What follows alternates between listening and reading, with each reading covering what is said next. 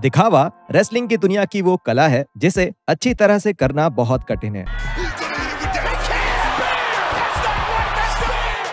बहुत ज्यादा या बहुत कम दिखावा फैंस को खेल से दूर कर मैच का मजा किरकिरा कर सकता है। कभी कभी एक मूव गलत हो सकता है या पूरी तरह से चूक भी सकता है।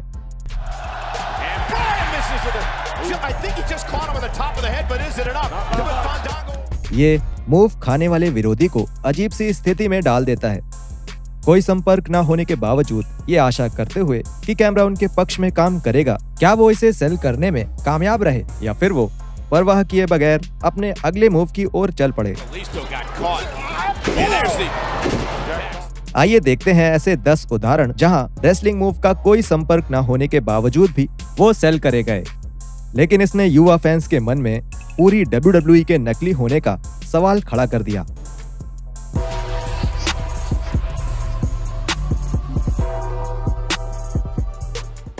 याद से हमें सब्सक्राइब करें और रोज नई रेसलिंग वीडियोस के लिए नोटिफिकेशन बेल को हिट करना ना भूलें। और रेसलिंग लिस्ट वीडियोस के लिए हमें फेसबुक पर फॉलो करें।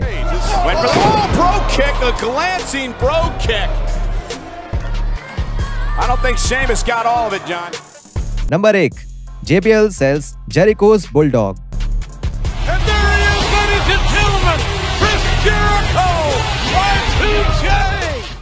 जब क्रिस जेरिको 2007 के अंत में एक नए हेयर स्टाइल के साथ लौटे तो उन्होंने अपना पूरा रूप बदल दिया।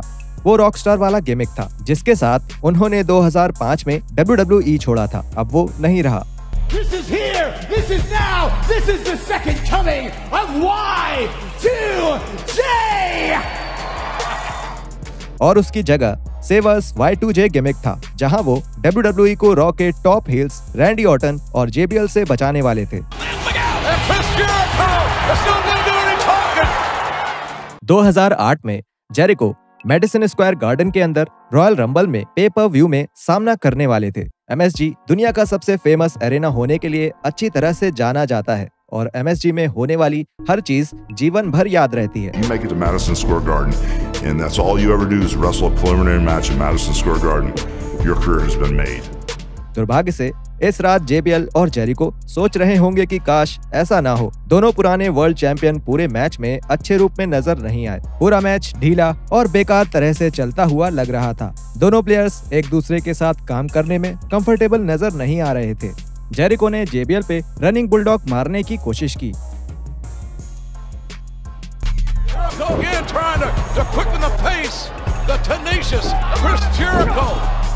पर किसी तरह से JBL के सिर पर मारने से चूक गए। लेकिन JBL ने इस टक्कर को सेल करने की कोशिश की, पर दोनों ने जिस तरह मैच को वापस एक साथ लाने की कोशिश की वो देखने में बहुत अजीब लग रहा था। स्वाभाविक रूप से MSG के फैंस ने दोनों के इस खराब परफॉर्मेंस के बाद उनको बू करना शुरू कर दिया।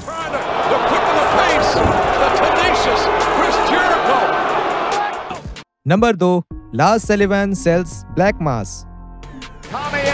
Who has recently signed to NXT and said, quote, I came to NXT to burn it down. NXT को एक डेवलपमेंट ब्रांड माना जाता है, जहां पर नए और टैलेंट रखने वाले रेसलर्स मेन रोस्टर में जाने से पहले अपनी पहचान बनाते हैं। Mind games early on playing. हालांकि हाल के वर्षों में दुनिया के कुछ बेहतरीन टैलेंट्स ब्रांड में ज्यादा गए हैं और जाकर क्लासिक मैच खेले हैं, बजाय सीधे रॉ या स्मैकडाउन में जाने के। लार्स सलिवन फिर भी NXT के शुरुआती दौर के मैचों के लिए फिट बैठते हैं।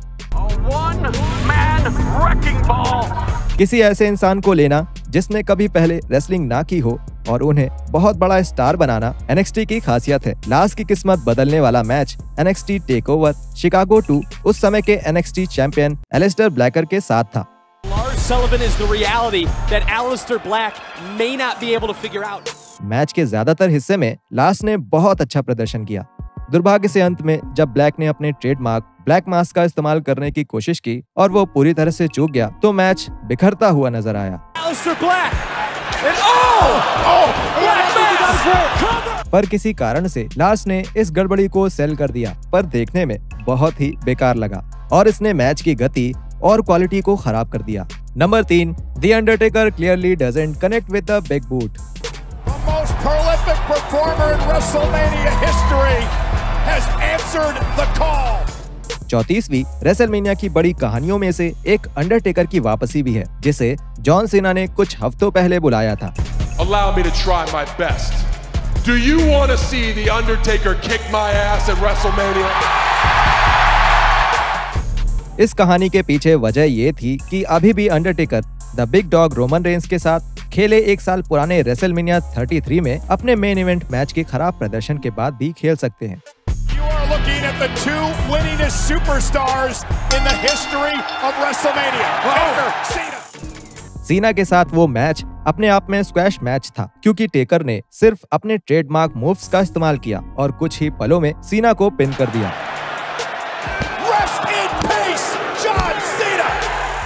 हालांकि इस छोटे से मैच का एक बड़ा पल मैच के शुरुआती समय में आया, जब अंडरटेकर ने बिग बूट का इस्तेमाल करने की कोशिश की और ये साफ तौर से सीना से काफी दूरी पर लैंड हुआ।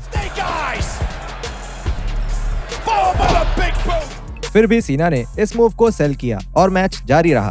क्योंकि मैच बहुत तेज था, ये नोटिस करना मुश्किल था और जिस किसी ने भी संपर्क की कमी पर ध्यान दिया था, वो भी 16 बार के वर्ल्ड चैंपियन को सिर्फ 2 मिनट में पिन होता देख बाकी सब कुछ भूल गए। Number 4, Kane sells the GTS।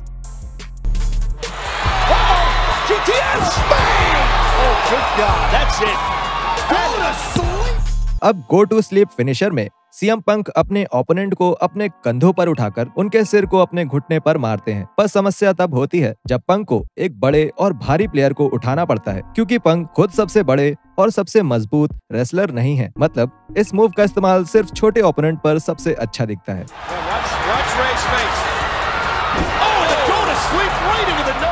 CM Punk के स्ट्रेट एज सोसाइटी फेस के दौरान स्मैकडाउन पर हुए केन के साथ मैच के अंत में पंक ने अपने ट्रेडमार्क GTS का इस्तेमाल केन के खिलाफ किया। दुर्भाग्य से पंक को साफ तौर से ये एहसास नहीं था कि पुराने वर्ल्ड चैंपियन केन कितने भारी हैं। मतलब केन अजीब सी आवाज करते हुए पंक के कंधों से मैट पर गिर गए। 300 pound GTS. Yes, we will. अजीब ढंग से इस मैच का अंत हुआ और ये उस समय के दौरान था जब स्मैकडाउन को रिकॉर्ड किया जाता था। मतलब कि WWE एक और फिनिश फिल्मा सकता था या इसे एडिट कर सकता था, लेकिन उन्होंने गलती को रखने का फैसला किया। Number 5, Gail Kim and Mickie James have an off day. Gail Kim और मिकी जेम्स अब तक की सबसे महान महिला रेसलर्स के रूप में जानी जाती हैं। इसलिए जब उन्होंने 2009 में रॉ पर डिवास टाइटल के लिए रेसल किया तो फैंस को दोनों के बीच एक शानदार मैच की उम्मीद थी, लेकिन जो उन्हें मिला वो उम्मीद से बिल्कुल अलग था। Look at Mickey measuring Gail Kim, going for the win. Oh, Gail Kim blocked that. She did. She countered.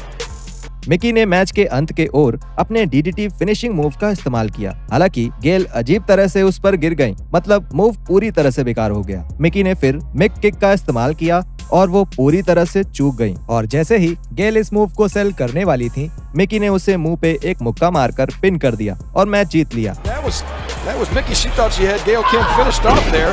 Gail. I believe Mickey just caught her on the chin. Match बहुत खराब था, पर दोनों रेसलर्स के बचाव में गेल साफ तौर से मैच की शुरुआत में ही नॉकआउट हो गई थी, इसलिए उन्हें कोई आइडिया नहीं था कि आखिर के पलों में क्या हो रहा था। Number 6, Jinder Mahal sells the whisper in the wind.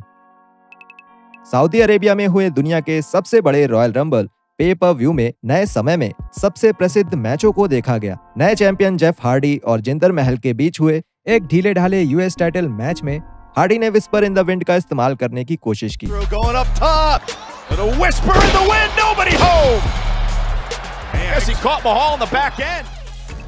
पर दुख की बात है कि मूव का कोई संपर्क नहीं हुआ और वो जिंदर से करीब 2 फीट की दूरी पर लैंड हुए। ये तब और भी बदतर हो गया जब जिंदर ने मूव के साफ तौर से हार्डी के संपर्क में न होने के बावजूद भी इसे सेल करने की कोशिश की।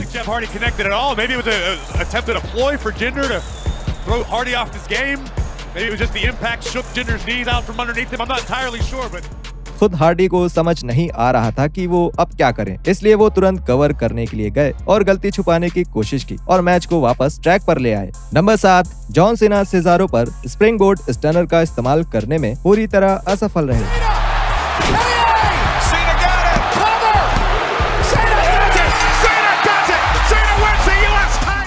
रेसलमेनिया 31 में जॉन सीना के रूसेफ से यूएस टाइटल जीतने के बाद सीना ने यूएस टाइटल ओपन चैलेंज शुरू किया। John Cena US Open Challenge starts now. You want some? Come get some! ये रॉ पर दिखाया गया एक सेगमेंट था जहां यूएस टाइटल के लिए सीना हर हफ्ते किसी नए ओपोनेंट का सामना करते थे। John Cena's had to change things in his game. He's had to evolve a little bit. सीना के करियर का ये समय उनके बेहतरीन मैचेस के लिए मशहूर था, क्योंकि वो हर सप्ताह क्लासिक के बाद क्लासिक मैच दिए जा रहे थे। अब इस समय पर सीना बेहतर बनते गए, अपने आर्सेनल में कई मूव्स जोड़े और उनमें से एक नया मूव स्प्रिंगबोर्ड स्टनर था।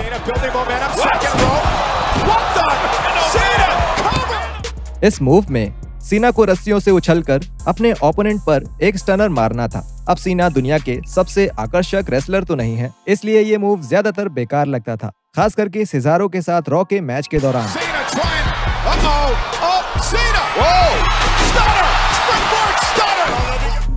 क्योंकि सीना पूरी तरह से इस मूव से चूक गए और सिजारो के साथ कोई संपर्क नहीं बना। हालांकि स्विस सुपरमैन ने बेहतरीन रूप से इस मूव को सेल किया। Number 8, Linda McMahon gets stunnered. How about it? It's homecoming! Back on USA! Raw homecoming Raw का एक खास एपिसोड था जो 2005 में हुआ। शो का नाम होमकमिंग रखने का कारण इसका 2000 के बाद से यूएस नेटवर्क में पहला रॉ होना था। ऐसा नेटवर्क जो आज तक बना हुआ है। पूरे शो के दौरान कई स्पेशल अपीयरेंसेस हुई और कई नामी मैचेस हुए, जैसे एक iron man match Kurt Angle और शॉन माइकल्स के बीच और John Cena versus Eric Bishop.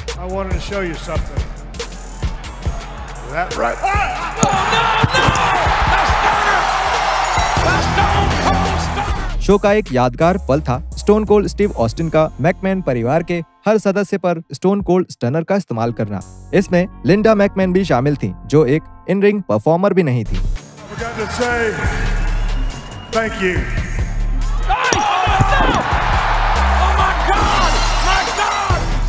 Austin को लिंडा के साथ बेहद सावधानी रखनी पड़ी और इस मूव के साथ शून्य संपर्क बनाना पड़ा। मतलब ये देखने में बहुत बकवास लग रहा था। लिंडा इस मूव को सेल करने के लिए अजीब तरह से मैट पर गिर गईं। Number 9, the Big Show gets आरकेओड।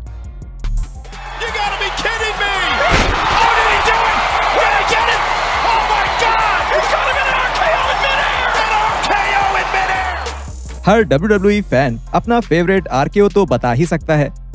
आरवीडी के लोकप्रिय सेल ऑफ द मूव से लेकर रेसलमेनिया 31 में सेथ रॉलिंस पर मारे गए आरकेओ तक। हालांकि एक आरकेओ जिसे फैंस भूलना चाहते हैं, जो रॉ के 13 फरवरी 2012 एडिशन में द बिग शो और ऑर्टन के बीच एक मैच के दौरान हुआ था।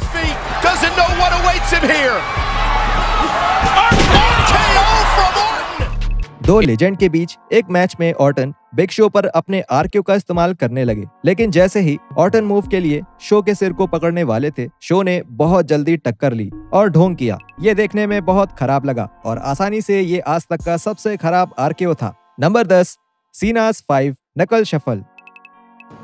Bologna, fudge and mustard! My life is being ruined by the internet!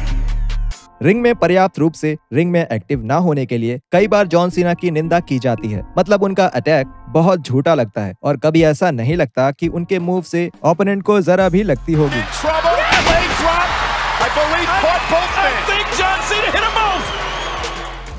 इसका इससे बेहतर कोई सबूत नहीं है जब सीना अपने ट्रेडमार्क 5 नकल शफल का इस्तेमाल करते हैं।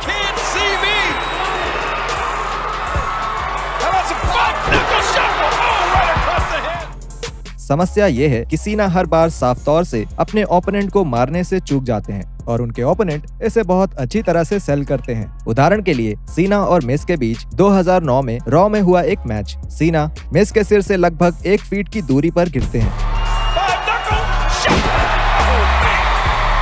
हो सकता है ये खराब कैमरा वर्क के कारण था या फिर सीना अपने ओपोनेंट को चोट पहुंचाने से डरते हैं। जो भी मामला हो, ये देखने में बहुत खराब लगा और हमें यकीन है कि कुछ युवा फैंस सोच रहे होंगे इससे दर्द क्यों हुआ।